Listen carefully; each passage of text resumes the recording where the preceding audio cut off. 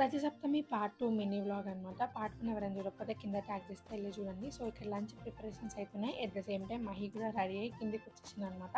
So, literally Mahi is waiting అనమాట. ఎప్పుడెప్పుడు వచ్చేది, కాలు మొక్కుతది, ఎప్పుడెప్పుడు బ్లెస్సింగ్స్ ఇద్దామని చెప్పి జోక్స్ అపార్ట్ మహి దగ్గర కూడా బ్లెస్సింగ్ తీసుకొని ఇద్దరం కలిసి లంచ్ చేసేసినాం. మహి షాప్‌కి వెళ్ళిపోయాను. నేను ఇంకా మార్నింగే లేచిన కదా అని చెప్పి నిద్రపోయినా అనమాట.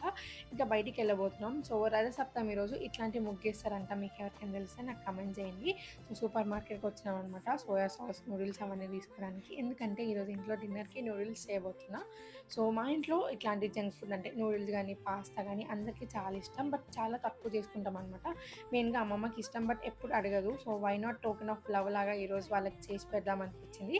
సో, వెళ్ళి అన్ని ఇంగ్రీడియెంట్స్ తెచ్చుకొని చేసిన. రెసిపీ అయితే చాలా బాగా వచ్చింది. మీకు ఎవరికైనా డీటెయిల్ రెసిపీ కావాలంటే నాకు కామెంట్ చేయండి. అండ్ నెక్స్ట్ వీడియోలో మేము రథసప్తమి స్పెషల్ ఏం చేసుకున్నాం అన్నది చూపిస్తా. అండ్ నూడిల్స్ అయితే మస్తుంది. ఈ వీడియోకి ఇంతే, సరే అయితే బాయ్ మరి.